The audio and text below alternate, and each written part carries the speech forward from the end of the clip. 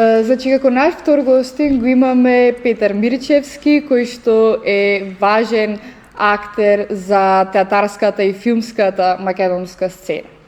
Добро дојдовте. Најпрво да ве прашам како сте. Добро, благодарам. Благодарам на поканата. Благодарам што дојдов. Првото прашање ни е кога ви се јави жалбата да станете актер? Па не знам, во основно училиште имаше некоја драмска секција, учествував таму. Потоа во средно училиште учев гимназија имаше исто драмска секција, па во театарот се отвори некоја младинска сцена, имаше аудиција, положив на таа аудиција и почнав да доаѓам во театар, работевме на таа младинска сцена, потоа се запишав на факултетот за драмски уметности, завршив и се запослив овде. Накратко тоа. Значи сепак гимназијата ве поттикна да одите понатаму. Во гимназијата, пред тоа во основно почнав ама со гимназијата така посериозно и со младинската сцена во театарот. Кој театарски процес вас најмногу ви се има допаднато до сега? Па добро, некој ми се има допаднато, некој не ми се има допаднато. Зависи со кој режисер работиш, кој драмски текст го работиш, како се одвива процесот. Има голем број на представи каде што сум уживал во процесот на создавање на представа, но за жал има и некои каде што било напорно или некои несогласици, така да не можам да издвојам кој што по име. Која ви е најомилена улога која имате играна до сега?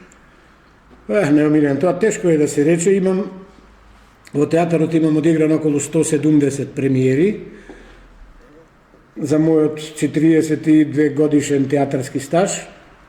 Па можам да издвојам некои улоги. Една од позначајните улоги која ми даде ветер во грбот беше Сирано де Бержерак, улогата на Сирано во Сирано де Бержерак од Едмунд Ростан. Ми се чини беше 1991 година. И со таа улога бев прогласен како најдобро актерско остварување на годината од ревијата Екран. Потоа ја добив наградата Војдан Чернодрински во Прилеп на фестивалот за најдобро актерско остварување и наградата 4 ноември на град Битола.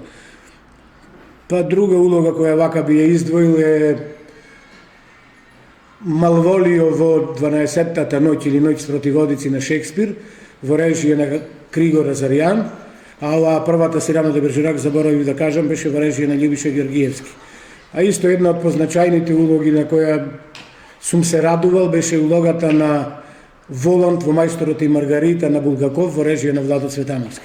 Тие три улоги вака би ги издвоил од многуте, но има и други, но сепак тие вака ми се. Најдобри. Не знам дали се најдобри, тоа друг треба да каже. Па ја ние ќе кажеме да. Фала.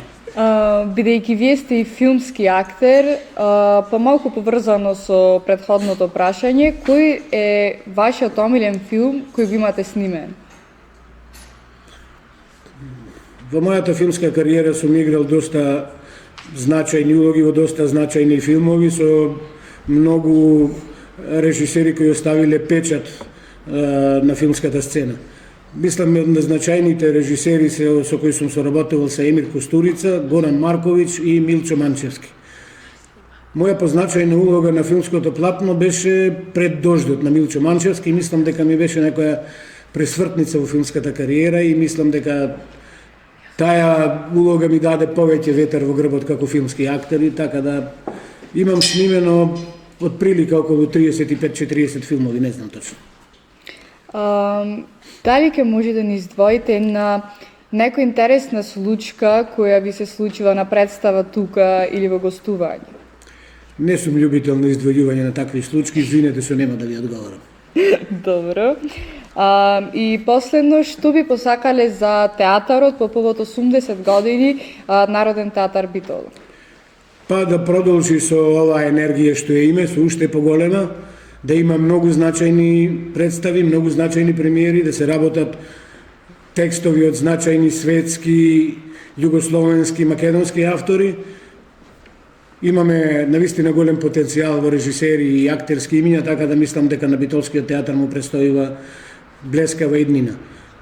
На мојот театар му го честитам од 80-тиот роден ден и му посакувам уште многу години со успешни театарски представи. За на крај сакам да ви честитам и вас среќен роден ден. Се надевам дека ќе ве гледаме во уште многу представи и ви благодарам што дојдовте. Ви благодарам се негово. Благодарам се поканата.